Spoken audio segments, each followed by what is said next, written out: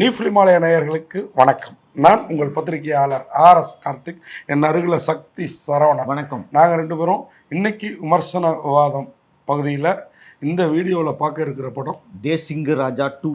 தேசிங்கு ராஜா அருமையான படமாச்சு. தேசிங்கு ராஜா அப்போ 2 அருமை இல்லையா? என்னப்பா நான் சொல்லல, மக்கள் இன்னைக்கு வந்து பையன் இப்பதான் சொன்னான். இல்லை நான் பார்த்தேன்ப்பா. அப்படிலாம் ஒரேடியா ஒன்றும் இல்லைன்னுலாம் சொல்ல முடியாது. நம்ம கொடுத்த காசுக்கு ரவி மரியா ஒருத்தர் போதும். அப்படி வேணா கூடுதல் போனஸா புகழோட பொம்பளை வேஷம் என்ன சாம்ஸ் இப்படி நிறைய பேர் இருக்காங்க படத்துல. விமல் கூட அந்த ப்ரொடியூசரோட பையன் ஒருத்தர் நடிச்சிருக்காப்ல, அந்த பையன் நல்லா பண்ணிருக்காங்க. சத்யாங்கிற கேரக்டர் லீட் ரோல். விமல் ஒரு ஹீரோனா இவர் ஒரு ஹீரோ. அந்த அதோட ஒரு பாட்டு போதுங்க கொடுத்த காசுக்கு. ஒரு குத்துப்பாட்டு இருக்குது, எங்க இருந்து புடிச்சிட்டு வந்தாங்களோ தெரியல. ஐயோ, விமலா இருந்த வயசு ஆடிட்டு இருக்கிறாரு.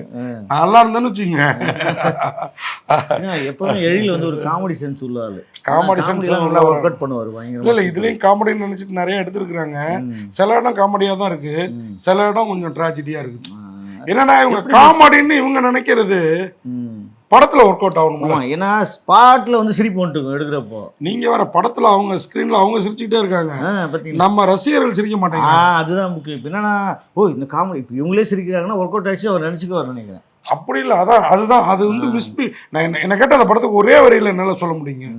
ஒரு அருமையான கரு அதை எடுத்த விதத்துல காமெடியா பண்றேன்னு காட்சிப்படுத்தின விஷயத்துல கொஞ்சம் வந்து ரசிகர்களை படுத்திருக்காங்க. கொஞ்சம் இல்ல, கொஞ்சம் நிறையவே படுத்திருக்காங்க. ஆனா கிளைமாக்ஸ்ல நிறைவுபடுத்திடுறாங்க.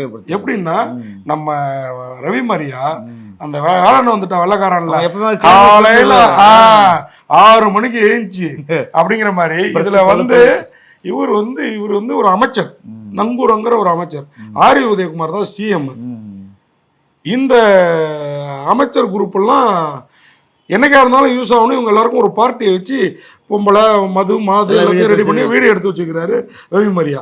அந்த வீடியோ ஒரு பேங்க் லாக்கர்ல வைக்கிறாரு. அந்த பேங்க ஒரு பவேரியா கும்பல் கொள்ளையடிக்குது. அதுவும் எங்க இருந்து நம்ம விமல் வேலை பார்க்குற இன்ஸ்பெக்டரா வேலை பார்க்குற போலீஸ் ஸ்டேஷன்ல இருந்து சுரங்கம் தோண்டி போய் அங்க அடிச்சுட்டு வந்துடுறாங்க. அடிச்சுட்டு கிளம்பிடுறாங்க. அவங்கள ஃபாலோ பண்ணி அந்த காசை வேணா எடுத்துட்டு போங்கடா, இந்த பென்ட்ரைவை கொடுங்கடான்னு இவரு கெஞ்சிறாரு. ஏன்னா இவரை மினிஸ்டர் போஸ்ட்டை விட்டு தூக்க பாக்குறாங்க. ஏன்னா இவர் பையனை கொன்னவனா கொள்றதுக்கு இவர் ரெடியா வர்றாரு. இவர் பையனை யாரு கொண்டான்னு பாத்தீங்கன்னு வச்சுக்கோங்க, நம்ம விமலுக்கு ஈக்குவலா ப்ரொடியூசர் பையன் இன்னொரு ஹீரோன்னு சொன்னாங்க, அந்த தம்பி தான். அவரு ஏன் கொள்றாருன்னா அவரு ரவுடி. ஆனா ஏன் மினிஸ்டர் பையனை கொள்றாருன்னா ஜனா ஒரு கேரக்டர் பேரு விமல் மாதிரி ஒரு ஜனா சத்யாங்கிற கேரக்டர்ல வர்றாரு. விமல் வந்து குலசேகர பாண்டியங்கிற இன்ஸ்பெக்டர் கேரக்டர். ஏன் கொள்றாரு அப்படின்னா அவன் அவ்வளவு பெரிய அயோக்கியா. ஒரு பிளாஷ்பேக் காண்பிக்கிறாங்க. ஒரு அக்ரிகல்ச்சர் காலேஜ், அங்க நம்ம விமல், அந்த ஜனா, அந்த வில்லன் 3 பேரும் ஒன்னா படிக்கிறாங்க. மினிஸ்டரோட பையன் எல்லாம். இது இல்லாம ஜனாவோட காதலி, அவங்க தான் 3வது ஹீரோயின் இந்த படத்துல, ஜோதி பொன்னிங்கிற கேரக்டர்ல, ஜோகி அவங்க வந்து பொன்னிங்கிற கேரக்டர்ல நடிச்சிருக்காங்க. அந்த பொண்ணு அவன் நாசம் பண்றான். அவ்வளவுதான். அதுவும் ஒரு ஏண்டி எங்க காலேஜ் எங்க நிலத்தையே நீ வந்து அக்ரிகல்ச்சர் நிலமா மாத்தியா, பிளாட் போட்டு வைக்கலான்னு பார்த்தா அப்படின்னு சொல்லி இதுக்குதான் அவரு பழி வாங்குறாரு. அவரை தப்பா புரிஞ்சுக்குது விமலோட காதலி. அது யாருன்னா விமலோட ஹை அத்தாரிட்டியா வருது. அக்ரிகல்ச்சர் படிச்சுட்டு இவங்க எல்லாம் எப்படி ஐபிஎஸ் ஆபீசர் ஆனாங்கன்னு கேட்காங்க. அது எக்ஸாம் எழுதி வந்துட்டாங்க. ஐபிஎஸ் ஐஏஎஸ் எல்லாம் நீங்க என்ன படிச்சோம்னாலும் குரூப் 1 எழுதி வந்துடுறாங்க. சோ அந்த ஹீரோயின் யாருன்னு பாத்தீங்கன்னா வச்சுங்க, பூஜிதா. அவங்க தான் சந்திரலேகா ஐபிஎஸ். அவங்க வந்து இதனால விமலையும் இந்த பையனையும் தப்பா நினைக்கிறாங்க. அதை ஒரு போனை போட்டு சொல்ல முடியாதான்னு நீங்க கேட்டுறக்கூடாது. அததான் இந்த படமா காட்சிப்படுத்தி இருக்காங்க. புஷ்பா மேட்டர் இல்ல.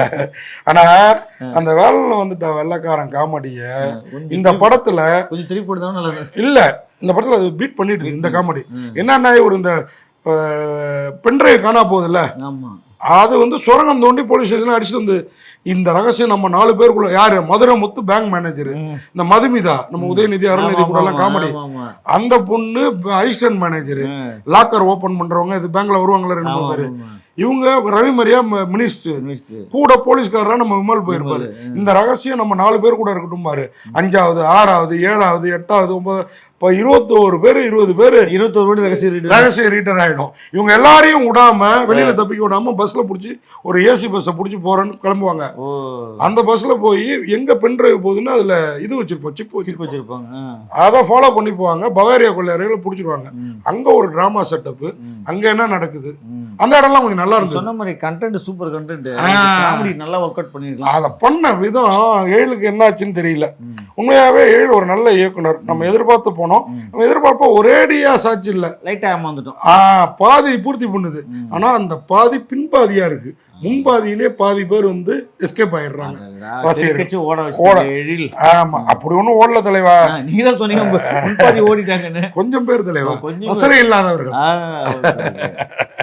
தயாரிப்பாளர் வாழ வைக்கிறதுக்காக அண்ணன் பொறுமையா நின்று பேசுறாரு. இல்ல உண்மையா அதை பாருங்க, ஒருத்தர் அவர் பையனையும் நடிக்க வச்சு பி ரவிச்சந்திரன் அவர் தான் வந்து ட்ரினிட்டி கிரியேஷன், அவருக்காக தான் அண்ணன் இவ்வளவு பொறுமையாவும் நிதானமும் பேசுறாரு. காரணம் என்னன்னா தயாரிப்பாளர் நல்லா இருக்கணும். அவ்வளவு தயாரிப்பாளர் நல்லா இருந்தா தான் நாம நல்லா இருக்க முடியும், நடிகர்கள் நல்லா இருக்க முடியும்.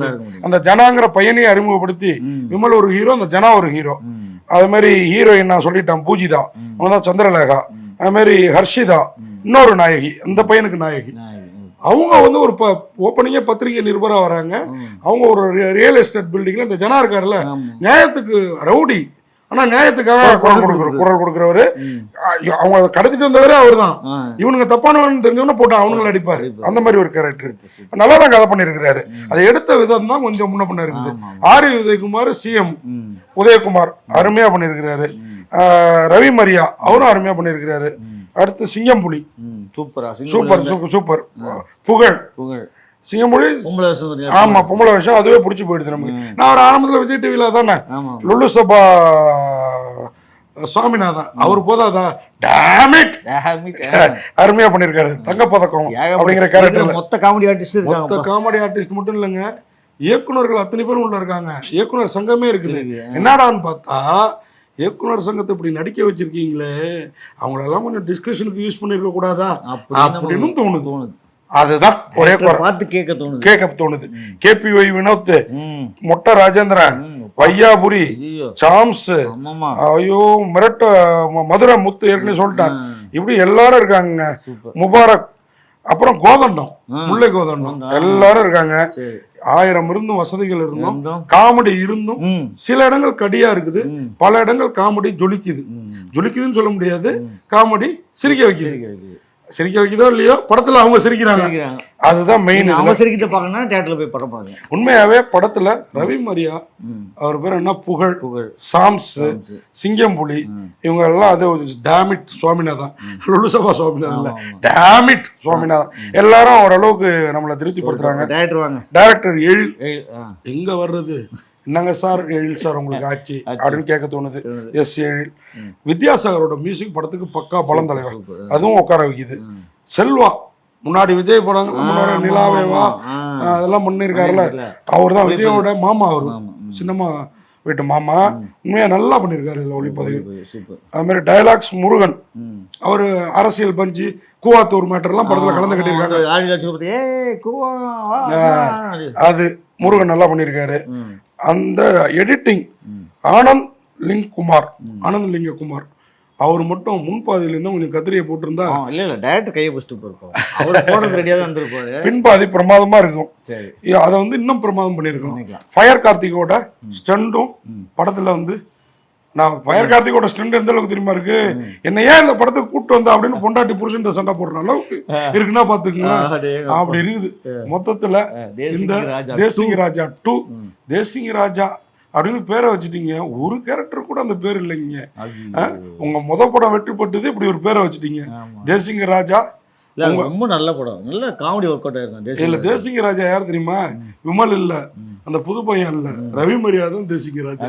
உண்மையான அவர் தான் ரசிகர்களோட ராஜாவா தாஜா பண்ணி இந்த படத்துல உட்கார வைக்கிறாரு அப்படின்னு சொல்லி, மொத்தத்துல தேசிங்க ராஜாவோட நிஜமான தேசிங்க ராஜா ரவி மரியாவுக்கு ஒரு ஹேட்ஸ் ஆஃப் சொல்லி விடைபெறுறோம். நன்றி, வணக்கம். இந்த வீடியோ உங்களுக்கு பிடிச்சிருந்தா லைக் பண்ணுங்க, கமெண்ட் பண்ணுங்க, ஷேர் பண்ணுங்க, சப்ஸ்கிரைப் பண்ணுங்க.